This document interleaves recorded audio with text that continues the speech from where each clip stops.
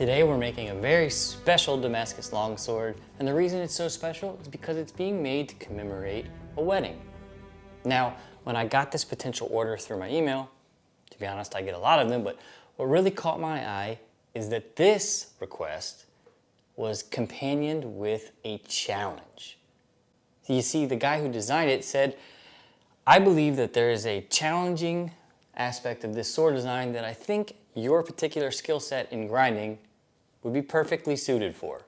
And if you've been here on the channel or known me for a long time, you know one thing for sure, and that is I love me a good challenge."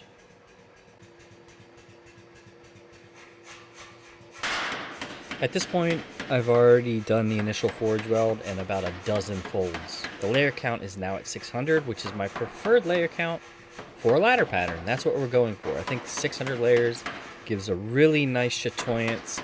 It's a fine pattern, but still bold enough to be really visible from far away.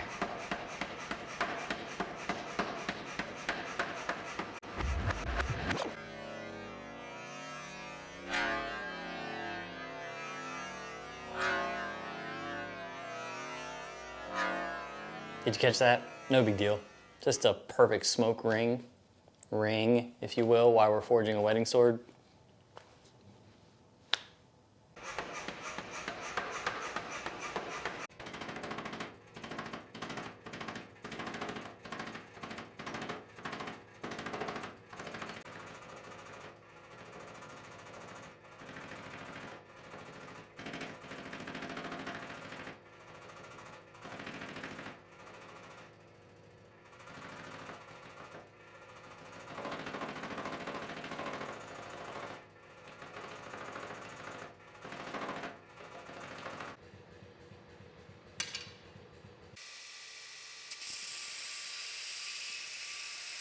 Now there's a couple themes with the design of this sword, but there's also going to be a theme in the making of it.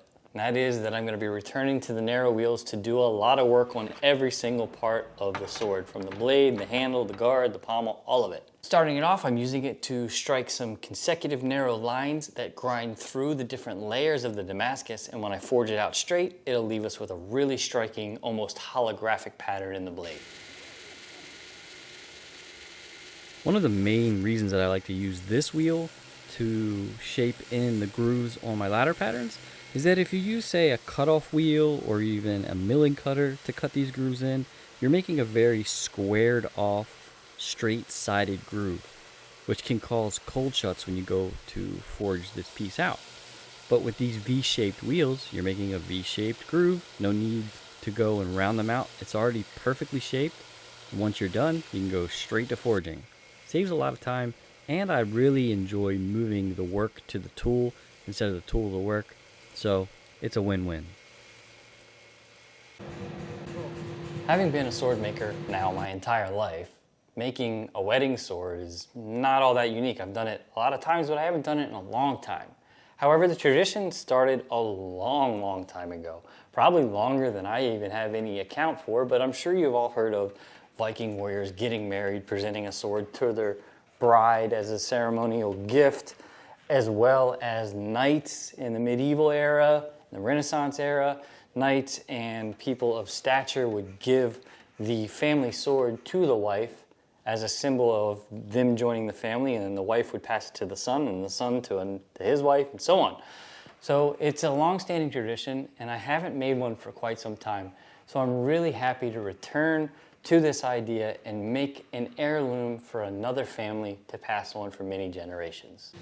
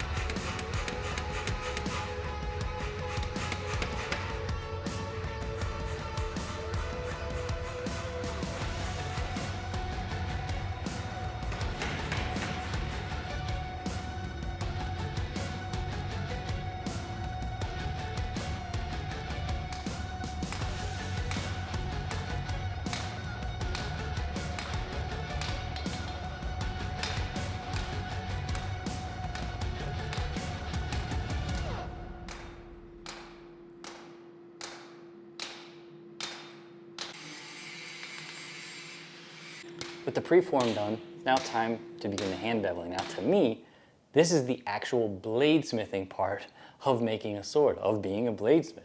It gives the smith the opportunity to imprint some of his soul onto the blade. This might sound gimmicky, but honestly, you've heard Ilya say it before, it's like the smith leaving a handprint. Each and every hammer blow will manipulate that pattern and show in the final piece.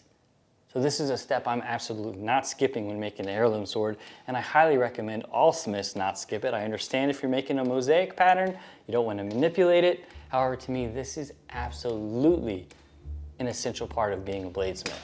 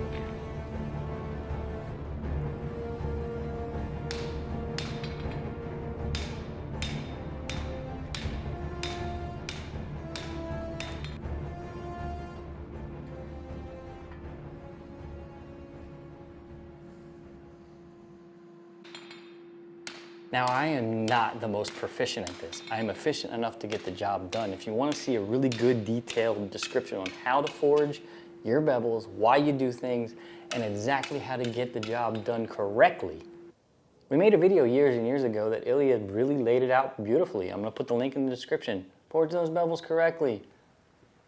It'll pay, especially when you're using traditional materials.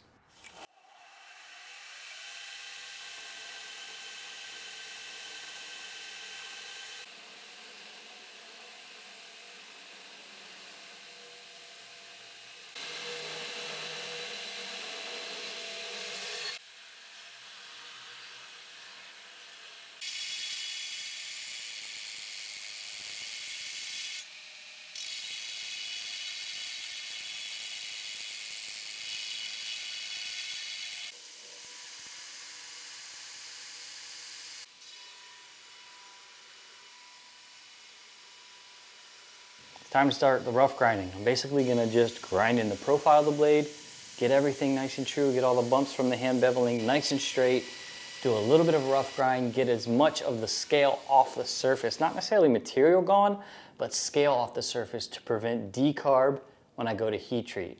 Decarb's very complicated. We'll explain that in a further video, but for now, trust me, I need to get as much of that scale gone, and then we'll move on to getting this blade nice and hard.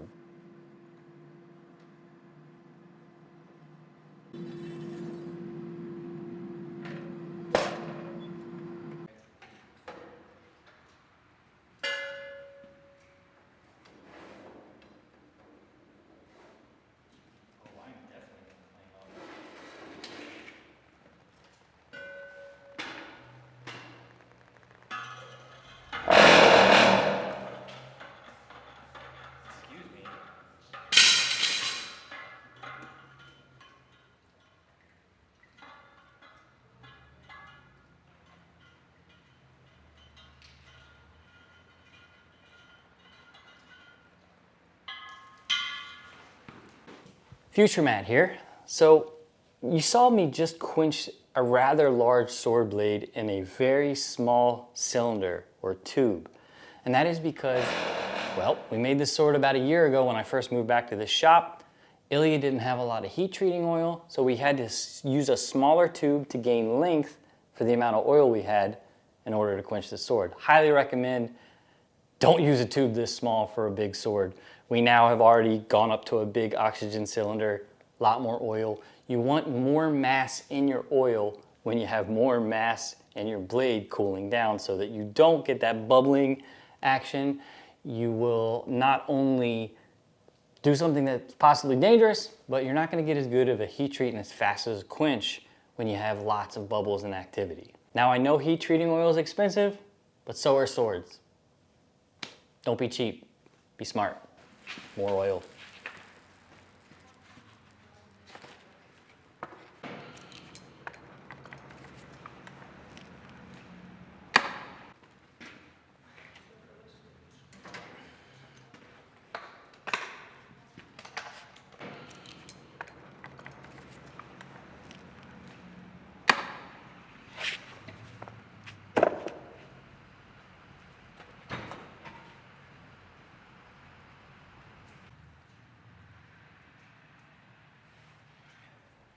While the blade is slowly cooling as it's clamped between two pieces of wood to prevent any kind of warping, it's then going to be tempered for several cycles for a couple hours apiece. Let's go ahead and move on to forging the furniture of this sword. Introducing Ilya.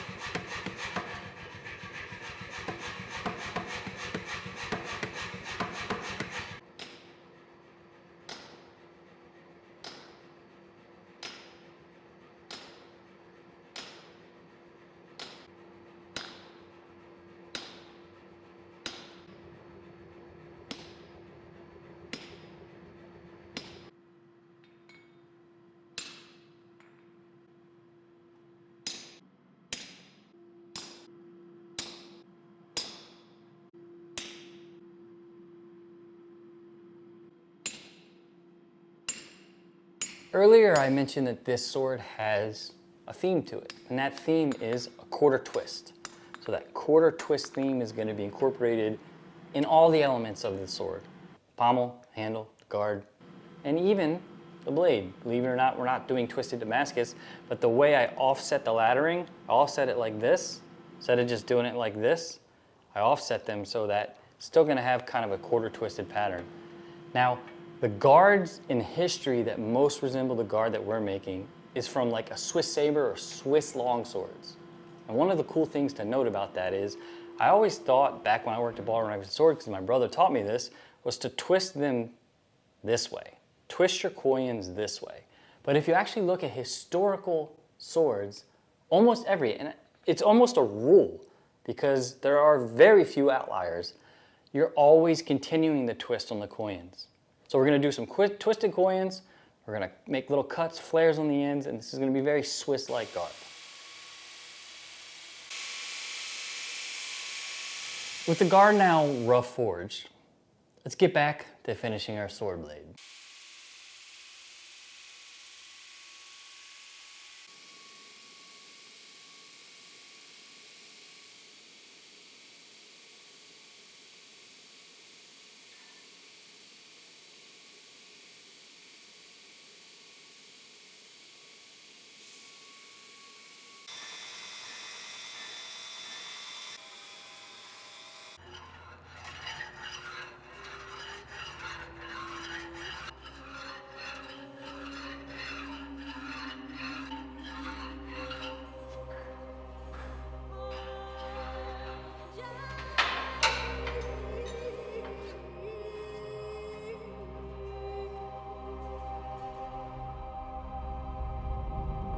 Before we move on to the actual challenging part, which I talked about in the intro, which is actually the pommel, let's go ahead and finish out the guard completely.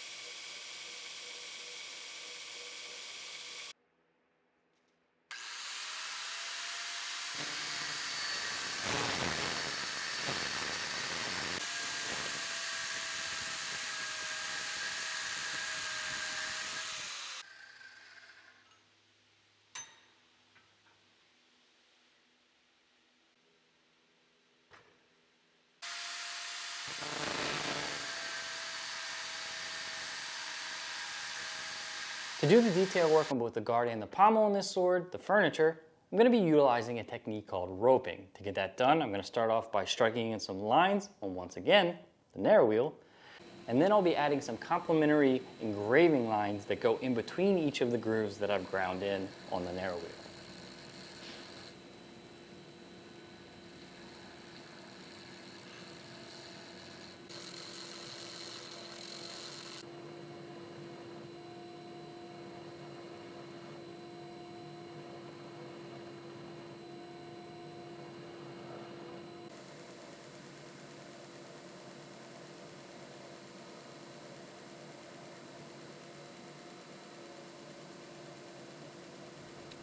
In the Renaissance era, roping was a technique utilized in just about all craft. Everything from jewelry to fashion, certainly in armor, and in a lot of swords. And it's really become pretty much a signature of mine. So much so that some customers have asked me why I haven't put a logo in certain pieces. Well, to me, pretty much me signing the sword, some sort of roping in it. I started when I was making my chasing hammers, and then I started incorporating into blade work. And now, it's pretty rare for me to make just about anything that doesn't have some roping at least tucked away and hidden somewhere on the piece.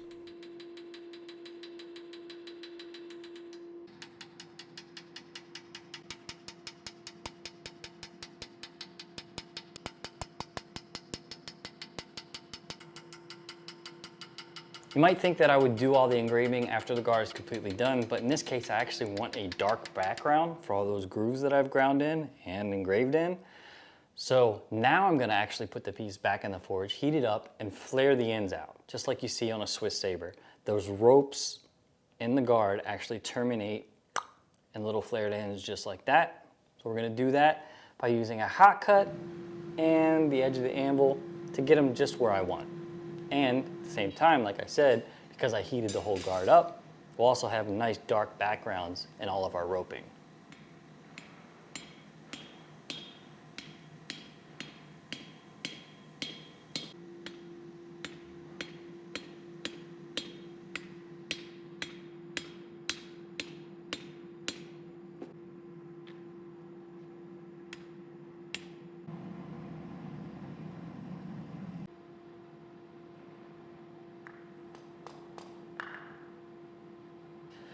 All right, so the challenge in this sword, which I was kind of cocky about, to be honest, is actually turning the pommel into a Mobius strip, which means basically like a twisted ribbon all throughout, kind of a necked Irish pommel, if you will, with the hole in the middle, but it's a Mobius theme.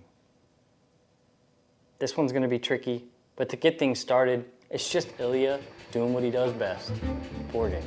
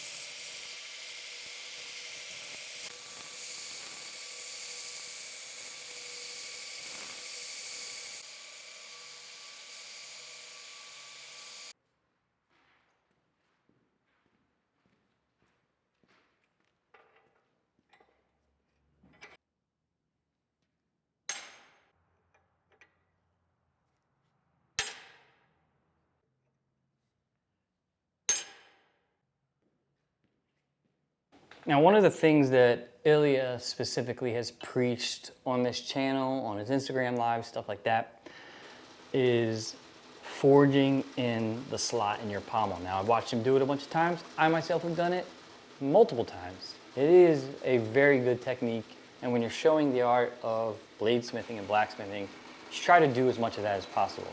Here, I'm just gonna drill a hole in the pommel. I don't wanna distort that donut any more than I have to, so I'm just gonna drill a hole. All I need is a hole, and then I'll turn a little slot in the one end, but basically we're just gonna have the tang terminate up through the middle of that donut, not carry through, and have a little capture nut on the inside of that donut. But we'll get to that later.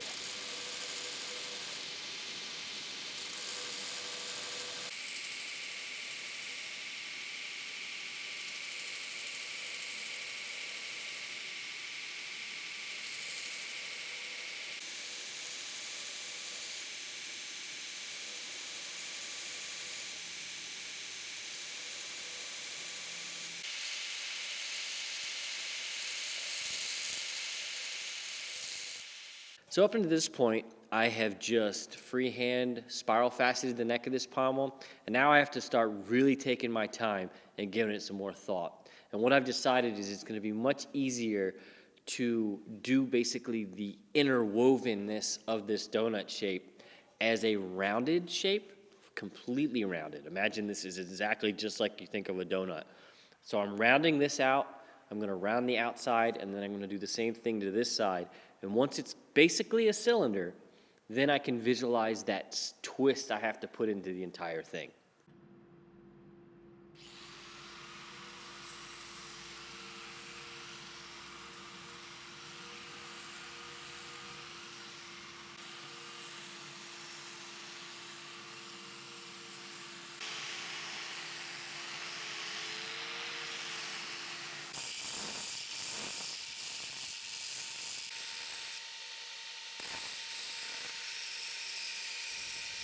Now, as you can see from leftover faint Sharpie marks on this pommel, I've drawn and redrawn my lines to try to figure out how to grind this. I don't even know, a dozen times or so.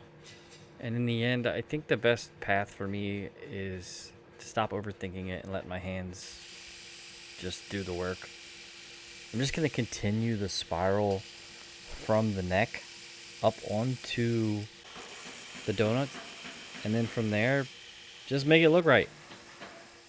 Yeah, I'm just going to kind of wing it. I've been overthinking this thing. Really kind of driving myself crazy. Hope this challenge doesn't defeat me.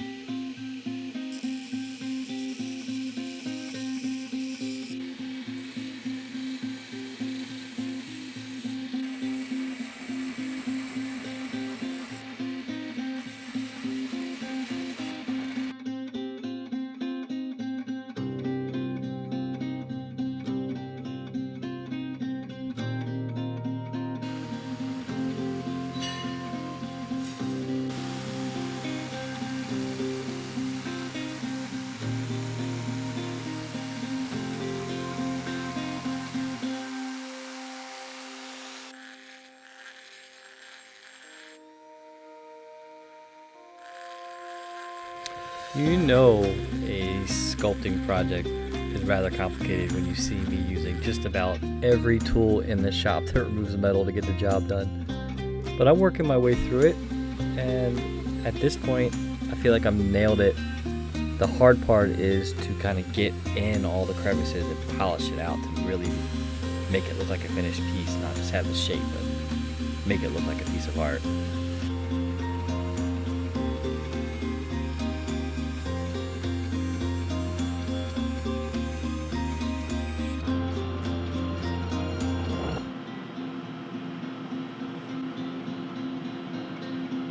So the pommel's just about done, but before I add the final details, I don't know about you, but I like to have all the pieces roughed out and have it fitted before I make final decisions on terminations of each piece. So let's go ahead and move on to making the handle so we can do a rough fit.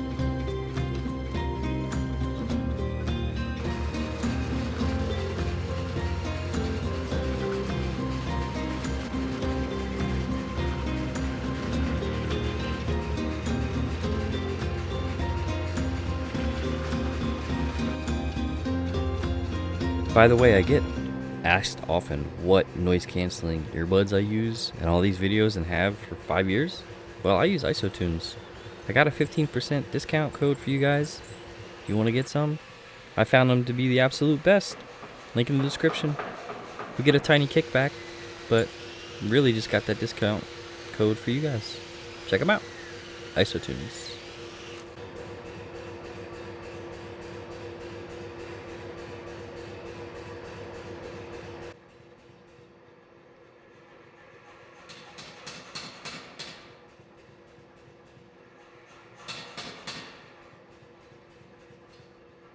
For the handle, I decided to use a beautiful piece of stabilized Carillion birch. Now I'm using stabilized wood here because it's going to be an heirloom. Wood likes to shrink and crack and do all that. Last thing I want is one generation removed, the sword have to have a new handle made. So stabilized wood. Once again, we're going to add the quarter twisted theme and flutes. But to get started, let's get this thing shaped.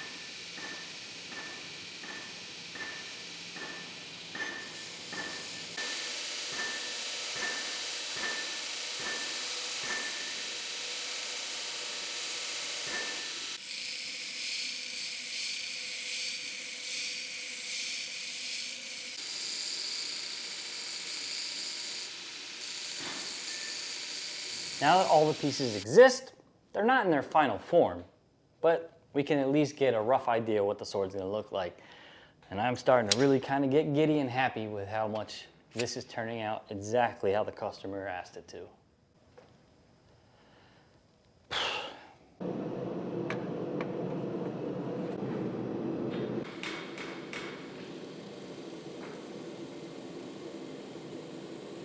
Here I am once again returning to the peaked narrow wheel to strike in the lines on the fluting on the handle.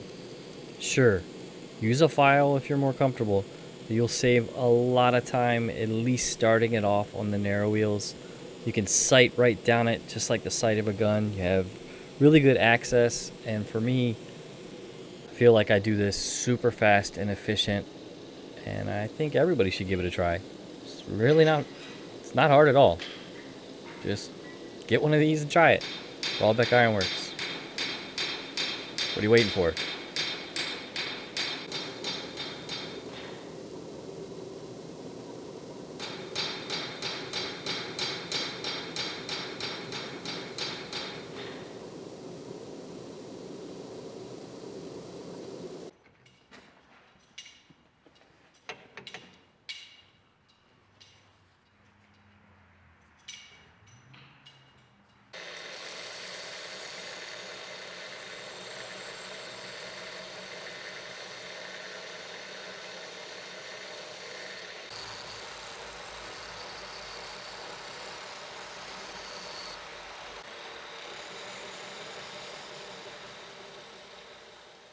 Remember, I'm working in a construct of a pre-designed order that somebody submitted. Yeah, he wanted me to bring it to life in my own kind of style, but it's a submitted design.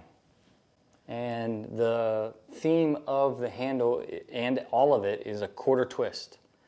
So normally I do my fluted handles much tighter twist. I just like more things going on, more lobes. But quarter twist on the handle. Here it is. It's a little looser than I usually do, but I think for the design of it and for the request, it's right on the money.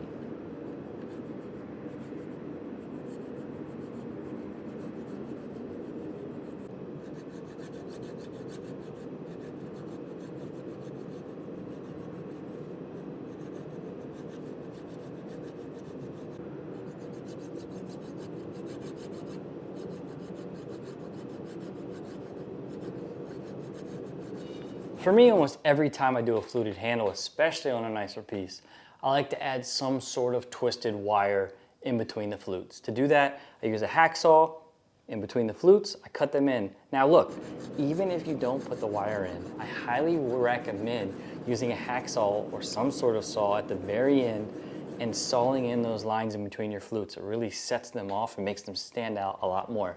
For this one, we're gonna add some twisted brass. For the brass wire on this, I twisted up a single piece, and then I thought, hey, I should loop these back on themselves, making it 2 pieces of wire entangled together, making one single piece of brass wire. Well, marriage theme and all. Thought that was a nice subtle touch.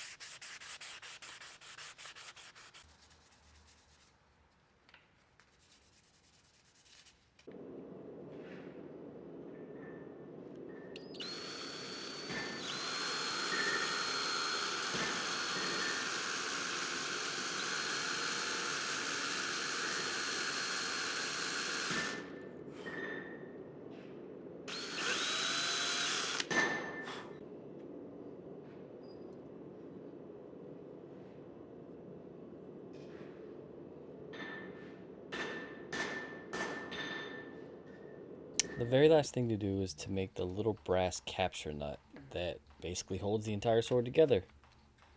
To do that, just going to start with a piece of brass, drill a hole, thread it, and give it some shape.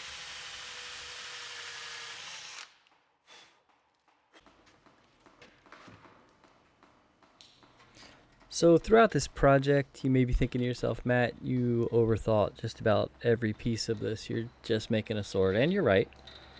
But to me, it was a special project, and to be honest, if you put an order in with me, this is what you're going to get. I overthink things sometimes, even when it's a simple project, and I try to put as much into each and every piece as possible. Not necessarily detail, but aspects that go with the theme that maybe only I ever notice, maybe the customer notices 5 years from now. To me, it's important. And this piece is an heirloom sword, and it'll be looked at and handled hopefully for generations to come. So I hope they appreciate that effort, and well, that's just who I am. But I really enjoyed making this sword, and I hope you guys enjoyed it too. Be sure to let me know in the comments how you think I did with the challenge, and I hope you enjoyed this piece.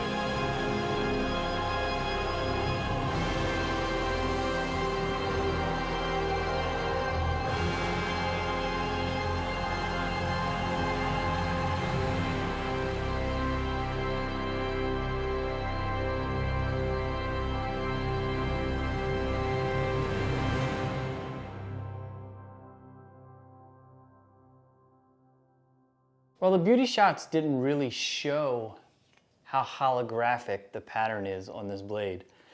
I wish you could see it in person. It's pretty stunning. I'm really happy with this piece. I hope it lasts a long time within the family. And I hope you guys enjoyed watching Ilya and I make this. Be sure to drop us a comment down below how you think we did. How do you think I lived up to the challenge of this Mobius strip pommel? Let me know. Be sure to like the video. And as always, if you're new here, consider subscribing to this channel. That works. Cheers.